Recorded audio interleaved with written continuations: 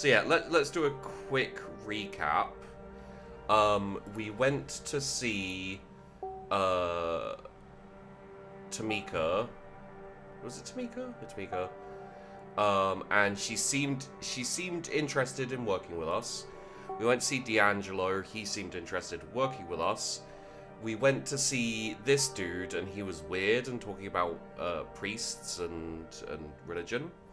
And we went to see someone who's not here anymore, Angel, who was a Malkavian. No, Hope, who was a Malkavian. And she was trying to break Masquerade, and we were like, no, and now she's locked off from us. So I think what we'll probably do is we'll go and talk to Agathon, and then we'll probably go and deal with this somebody's watching me. Why does it feel like somebody's watching me?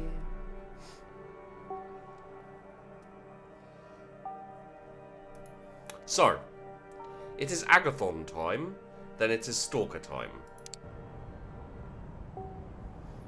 You arrive at the address given to you by Sophie, a small bookstore smack dab in the middle of Broadway, of all places.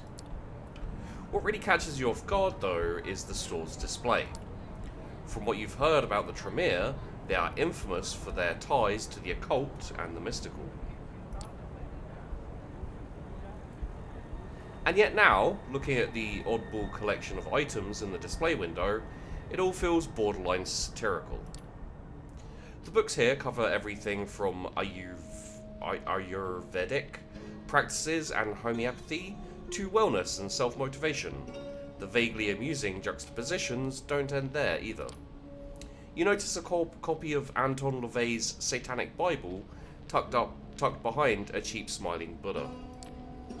A scientific journal on hematology sits next to a teen-orientated pamphlet on the blood type personality theory.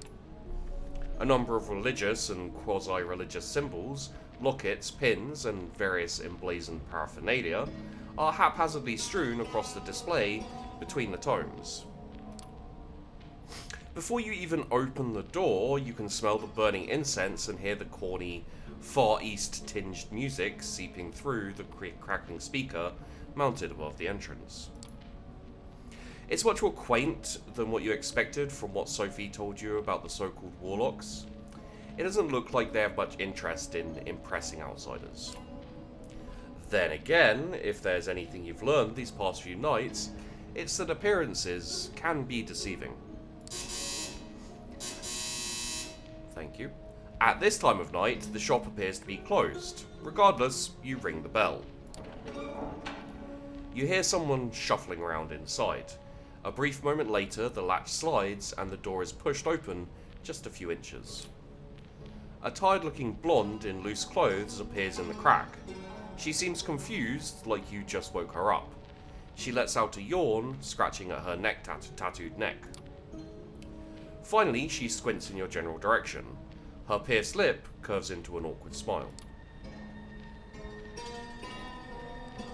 He'd probably be fairly direct, I think. I'm looking for a guy named Agathon. Is he around? The girl gives you a suspicious look over, but opens the door. She takes a few steps back, and you hear footsteps coming from behind a floral curtain that covers the back door. A bespectacled, smart-looking woman emerges and looks straight at you. Come in and follow me. Just don't touch anything, please. You follow her through the store. Inside, as expected, the stuffy air smells of sandalwood, frankincense, and a dozen other aromas. The woman leads you behind the curtain and through the back door onto a rickety staircase. A flight of steps takes you up to the second story. You instantly notice the change in decor as the tacky New Age bookstore gives way to something resembling a cross between a library and a workshop. The smell here is strong too, but much more layered. You're not sure what to make of it at first, but with each whiff it becomes apparent. Blood. The aroma, though subtle at first, soon becomes overpowering. It takes you a moment to adapt and focus. I don't think you know who you're speaking with.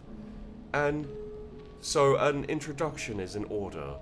My name is Eiling Sturbridge, and I am the High Regent of the Chantry of the Five Boroughs. You are Daedalis, correct? I have to say, you're lucky the ward outside the building is only there for notifications tonight. Otherwise, it would have been quite unpleasant. To answer your question, Agathon is here, but he's hard at work and I wouldn't want to disturb him. Am I to understand this is a social visit?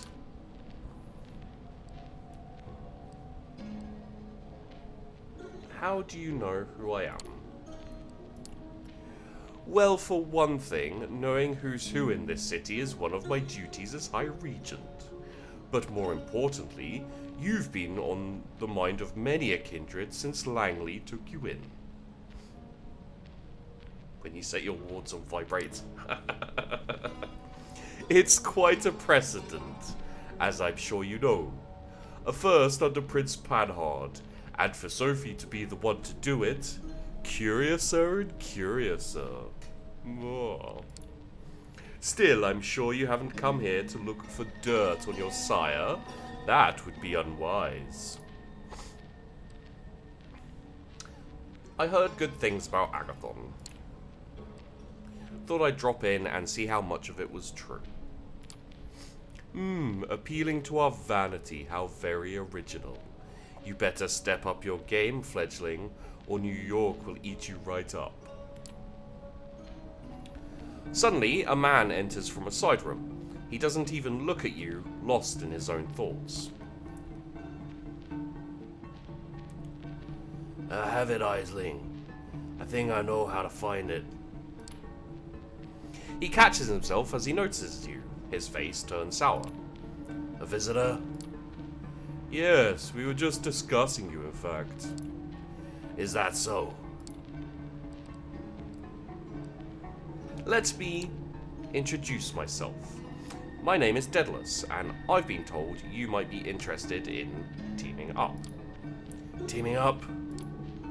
He seems very confused by the notion. What for?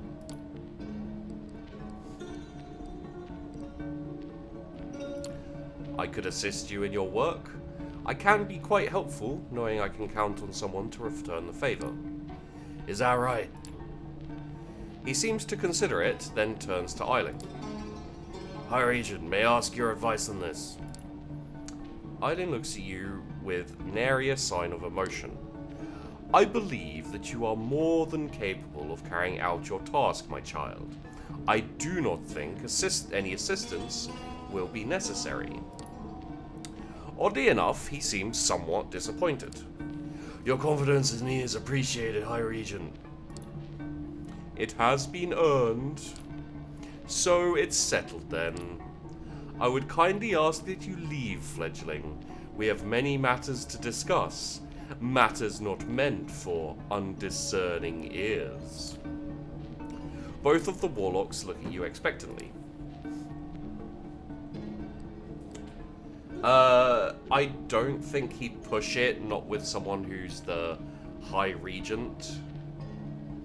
So I don't think he'd be like, hey, I didn't mean to disparage, you know, he wouldn't try and like be like, hey, let me stay here.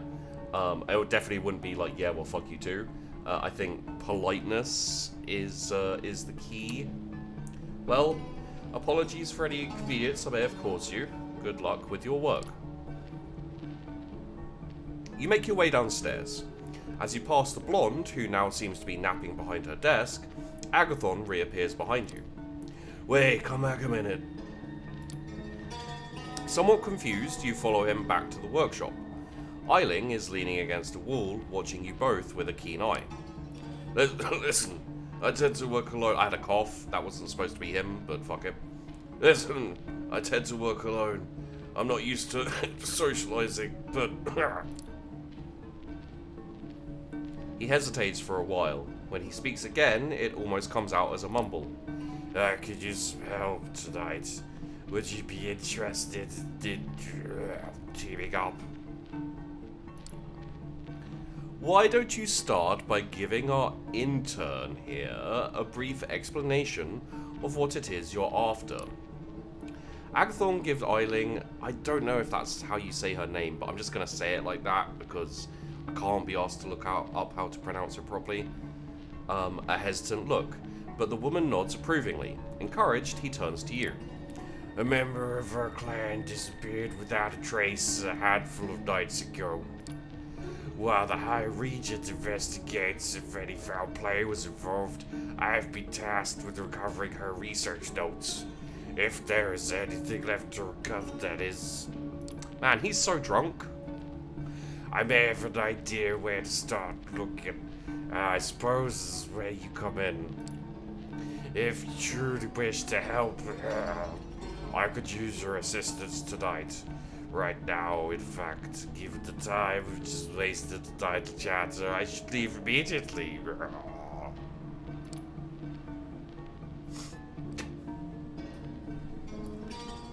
What's the rush?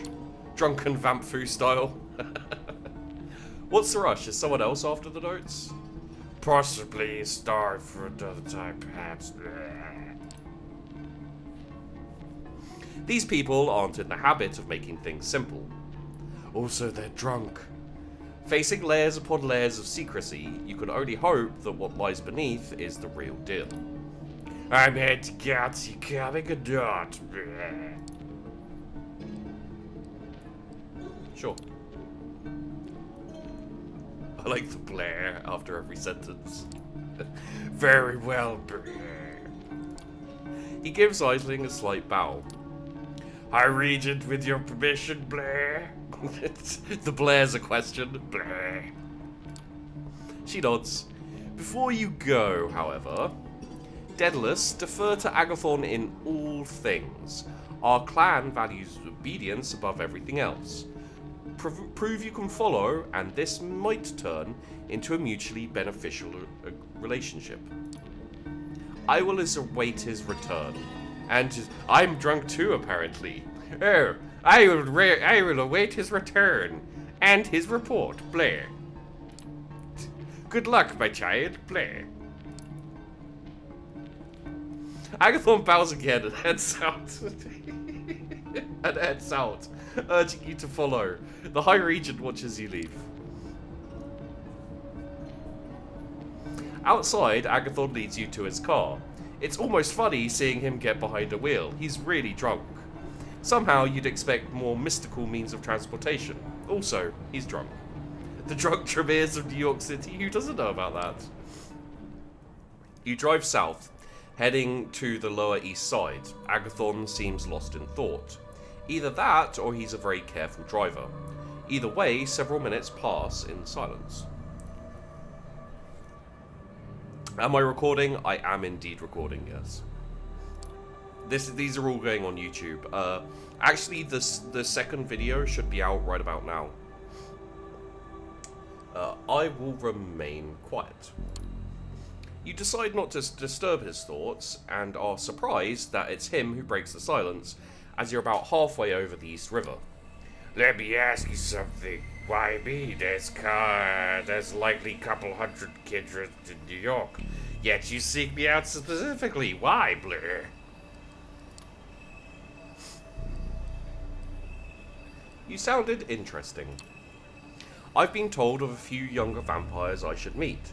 You sounded like an interesting guy. Interesting, I see, Blair.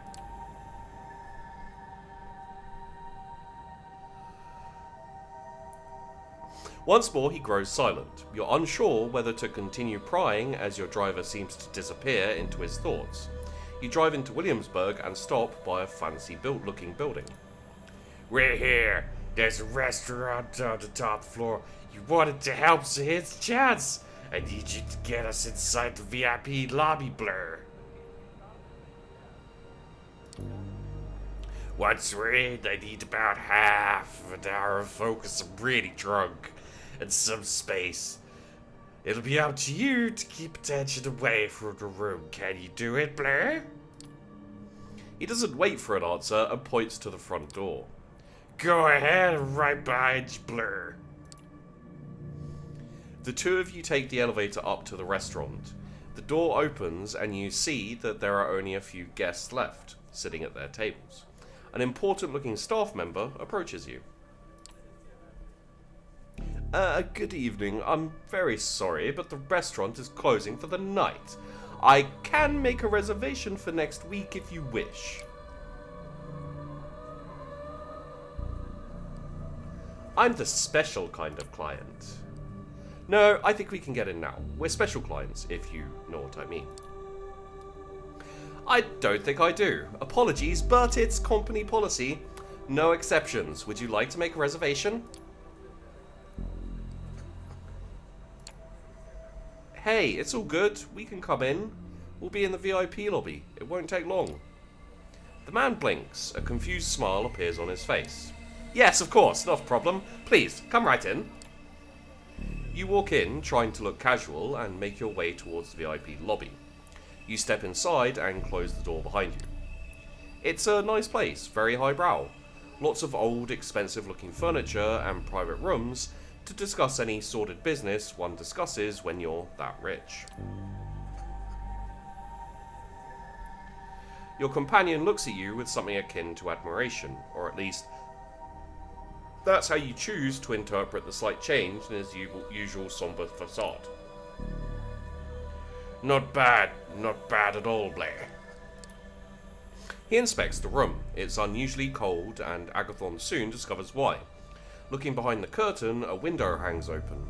The handle and lock look like they've been dissolved, as if with acid. God damn it, Judo Blair. Looks like she's gone. Whoever Juno is, it looks like she's no longer here. A flash of fury sparks in his eyes. Yeah, no kidding, Blair. He takes a frantic look around the room. This changes things. Keep an eye on the door. I'll need some time. Half an hour at least. I said that already, but I should probably tell you again. Nobody disturbs me, understand, Blair? He hastily pushes a couch and some potted plants out of the way, moves a bar stool and takes out a curved knife.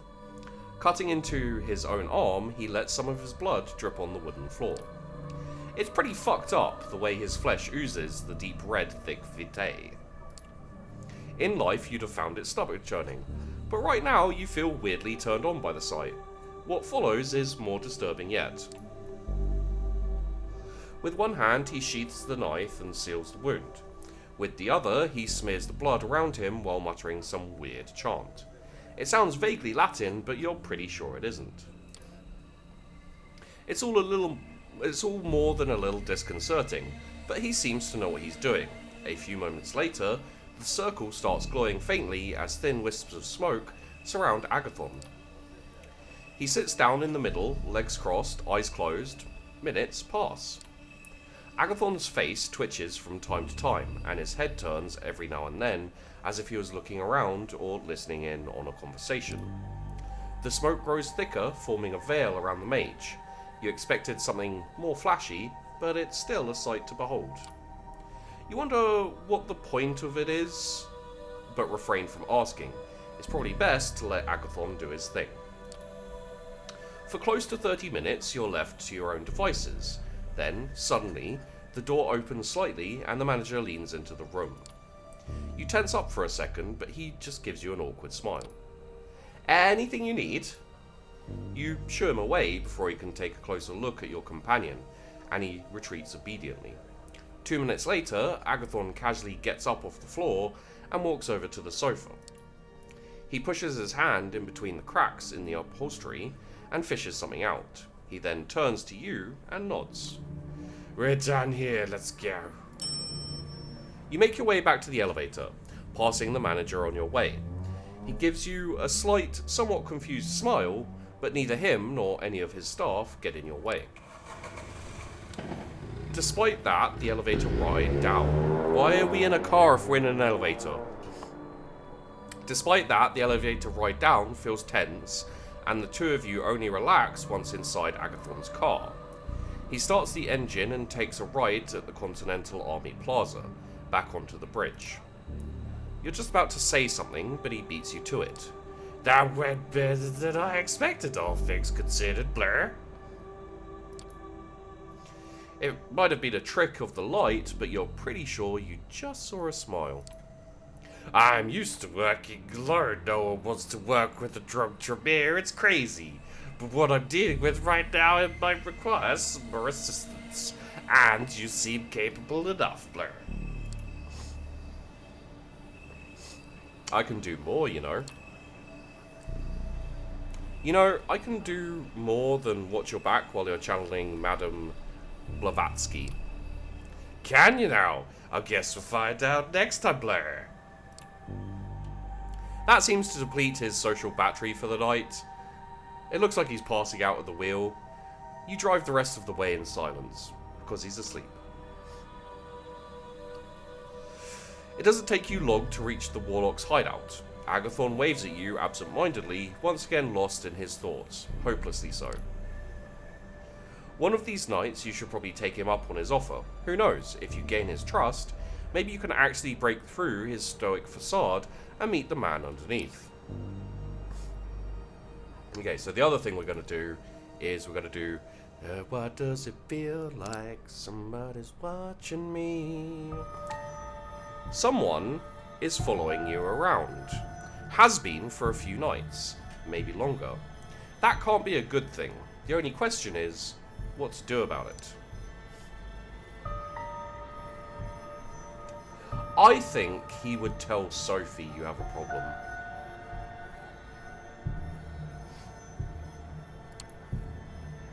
This is clearly something more serious than what you could figure out on your own. You have to ask Sophie for help. She must have experience with all kind of stalkers, invisible or not. You make your way to Sophie's apartment, feeling watched the whole way. It would be better if you could shake the tail, but something tells you that's impossible. A ghoul lets you into Sophie's apartment. You're not sure how many servants she has, but their civility creeps you out. Does vampire blood do that to people, or is it just Sophie's personality? The ghoul tells you that Sophie is not in, and bids you to wait in the living room. You do as directed, settling down on a sofa.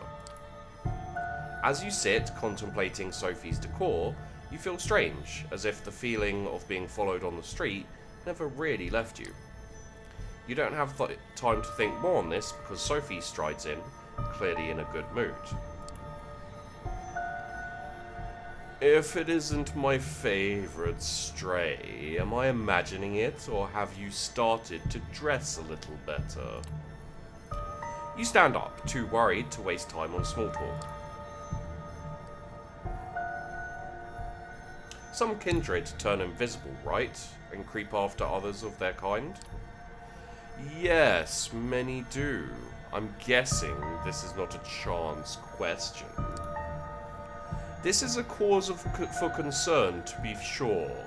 In fact, Sophie looks around the room, suddenly startled. I can't believe it. As Sophie stands up, ready to face whatever danger she senses, an invisible force pushes aside her servant standing in the doorway. You hear the door to Sophie's apartment open and close. Sophie sighs and settles back down as the ghoul disappears into the hallway in a vain effort to catch the stalker. I suppose I should scold you, but in a town full of Malkavians and Nosferatu, that's probably useless. Sometimes this happens. This is embarrassing. You should be careful. I'll assign one of my servants to watch your haven. You leave Sophie's apartment chastened and confused. If invisible Orlocks and jesters can follow you anywhere, how are you supposed to stop it? Perhaps it's all part of the game the kindred seem to play with each other. Hard to say if that makes it better or worse. Okay, so we have a stalker, and they're probably, I'm guessing, a Nosferatu? Maybe a Malkavian? And we will rest. Kadir al-Asmai, the sheriff of New York City, is knocking at the door to your haven. The sight comes as more than a little shock. If he had business with you, you'd either expect him to see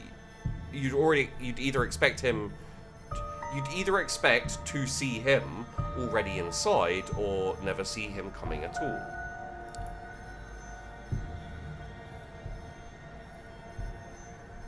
Yet there he is, on the other side of the peephole, patiently and politely waiting for you to let him in. You carefully unlock the door and face him in silence. Evening, may I come in? Yes, that's right, he has a, 19th century colour sergeant accent. He's also a Toreador. We do know this, but in case you've missed the previous bits. You simply stare at him. Your lack of an answer doesn't faze him, and your lack of resistance as he starts walking inside has obviously been interpreted as permission. Once inside, he starts looking around as you cautiously stay by the door. Haven't really had time to make this place your own yet, have you? It feels like Langley's apartment through and through. A secluded study where nobody studies anything. Look at the books on this shelf. Obviously meant to impress the guests, not to be read. They reveal nothing about their owner, aside from an aching desire to be taken seriously as an intellectual. He picks one of them up and smirks before putting it away. The phenomenology of spirit, next to all of this garbage poetry. We can make a bet. If she's read more than 20 pages, I owe you $50 and a gallon of blood. A kind of place self-processed hermits entomb themselves in to suffer. Considering how much you have to run around these nights, you probably only use it to shelter from the sun and rest, am I right? Even though he's obviously making an effort to come off as non-threatening, it's impossible to forget the first impression he's made. You still see him as a fierce predator trying hard not to expose his true colours. You sense a familiar fight or flight response as you struggle to find a diplomatic answer to his last question. If Kadir is bothered by your silence, he doesn't let it show. He keeps walking around, toying with whatever catches his eye. Eventually, he speaks up again. Watched any baseball lately? If I had to guess, you strike me as a Red Sox fan. Now he's inviting you to talk in a more direct manner. You attempt to overcome your physical reaction to him and reply as casually as you can. Your mind keeps going back to that night when everything has changed forever. Waking up in hell with a body next to you, spending a night in that underground sweatbox, unsure what's going to happen next. That endless car ride, 3 strikes. Sorry, that's him talking, so it would be 3 strikes. A bloodthirsty crowd, that blade. A rebirth, a baptism by fire, a frightening executioner who made sure the flames scarred your spirit. As you look into his face, you realise he's read your emotions from yours. Not in the mood to exchange pleasantries, There's no animosity in his voice, he's just stating a fact. Let me get straight to the point then. He momentarily stops caring about his surroundings, turning all of his attention to you, and demanding the entirety of your attention in return. You see, there's something I realised over the years. In a large part, I may have been hired just to look menacing with a sword, but my job is all about seeing through bonds and relationships. Camarilla would be safe as long as its members adhered to certain social contracts, making their dealings and affinities plain for everyone to see. But that obviously remains a pipe dream. This is a community born of conspirators, overly ambitious gangsters and politicians, monsters in denial, all sorts of tragically broken individuals. They are driven by desires that make them incompatible with the Masquerade. incompatible with prolonged survival of the Camarilla, incompatible with the methods I use to operate. And so, I am doomed to be like a cop, constantly insulted behind my back, and maybe for good reason, but immediately called for help whenever someone loses their tableware. I almost slipped into Welsh there. And so I am doomed to be like a cop, constantly insulted behind my back, and maybe for a good reason. I know that the accent started to wobble really, really heavily. All right. Or like a Christie novel detective, outwardly assisted by everyone, but constantly lied to about everyone's pasts and motivations, even when my failure to solve the mystery might be the end of us all. He tries to sound like he's peacefully resigned to his fate, but it's easy to detect a tinge of regret in his voice, a voice belonging to someone who once had bigger ambitions than this. What broke him? So you see, for this detective, the why done it is far more important than the who done it, or how done it. When you understand all of the players and their mutual obligations, you easily understand every crime. But of course, the kindred know it, so they devise ways to make my job harder, such as conspiracies between two unrelated actors that depend on scratching each other's backs for mutual security. Or they enforce a blood bond to make someone unexpected their thrall. A boss serving their employee. A rebel serving the tyrant. Just because one is regularly being forced to drink another's blood. What has Sophie seen in you? Why does the prince keep asking me about your actions? How come you're... The accent keeps going. Why does the prince keep asking me about your actions? How come you're being pushed to build your own coterie so fast? You are surrounded by unclear motivations. You yourself don't understand. That unnerves me, and should unnerve you as well. He's Welsh now, it's fine. And what are your motivations? Finally, you manage to raise your voice. Kadir notices the effort and smiles softly.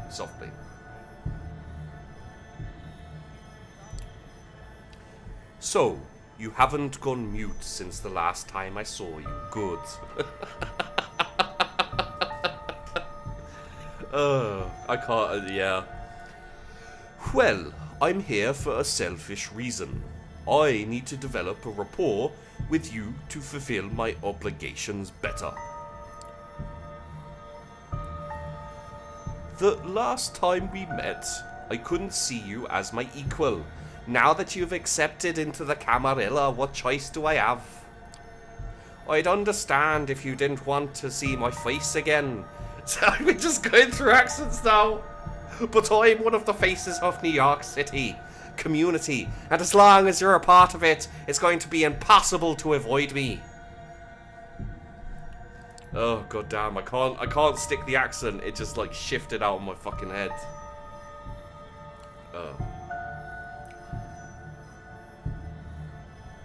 So, especially when I have business with you, and I do. As you might have guessed by now, one of my tasks is uncovering and understanding your bonds, and one of them might endanger our community. There we go, we're back. Well, that's not menacing at all. Who's he talking about?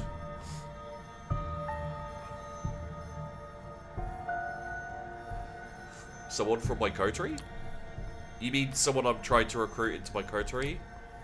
Kadir shakes his head. I'm monitoring them and they know it. If they're breaking the rules, they're doing it the right way, meaning I haven't learned about it yet. Unless you might want to share something. A moment of awkward silence. Joking, mostly. He produces a file from underneath his coat and passes it to you. This is our troublemaker. You open the file and see some printed photos. You freeze up as you recognize the face and are overwhelmed by a flood of repressed memories. Emma. The only person who's kept you hanging on through all these years. The only person in your corner in your never-ending fight against the world. You've kept your ship together so far, tried not to think about her until you get everything sorted out, but seeing her face brings a lump to your throat. You look up at Kadir, expecting answers. I'll be frank. At first, I thought you were a total commercial failure. Someone destined to eventually disappear from the streets of New York, without a trace and one soul to care. But it looks like your sister is the best guardian one could ask for. Lots of friends in high places and lots of favors to collect. The word is she'll do anything to get you back. The risk of endangering us is relatively low, but far from non-existent. But this is supposed to be him talking. Yeah, this is him talking, not our thoughts. The risk of endangering us is relatively low, but far from non-existent, which means your sister must be stopped. Must be stopped sounds threatening. You dread thinking what he's planning. I'll arrange for you two to meet tomorrow so that you can straighten the situation out and say goodbye to the life you've forsaken. He'll arrange what? Your eyes must look like saucers right now. Usually, these matters are left to my discretion, and I can't think of an easier solution. The lost sheep reappears, takes care of unfinished business, and disappears never to be seen again. Nobody cares. It's simple, it's clean. No contrived schemes, no unnecessary victims. And it gives me an opportunity to learn more about you as I watch over. When neonates interact with the kind they used to hold dear, their true nature is laid bare for everyone to see. Of course, he's got business in being kind to you. Or he's making it clear he's got self-serving intentions so that you don't start figuring those out for yourself. Any objections? Any alternatives are probably worse. You shake your head. Very well, I'll arrange a meeting and drive you there tomorrow. Better come up with a load of bull that's easy to swallow.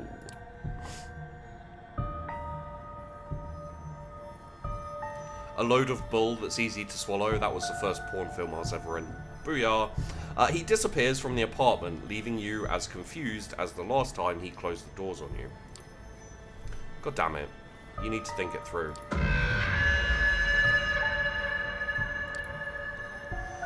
For a long time, you just sit in your haven, lost in your thoughts, trying to come up with lies that will convince the only person who's ever seen the real you. Okay, so we got more stalker stuff.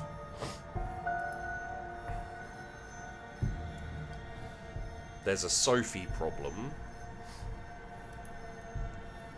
Huh. We could help Agathon out. I liked Agathon, he seems interesting. The D'Angelo, I think we'll probably let slip by the wayside these two things, definitely. Maybe this, and then focus on these three, I think. So it's been a little while since we chilled with D'Angelo. Let's go and do a D'Angelo. Oh god, this is gonna fuck my throat up. Wait, is that Mathis? Wow, dude, rough. Mathis, I don't agree to that. I don't agree to what that person just said. You're beautiful. You're not a Nosferatu. It's cool.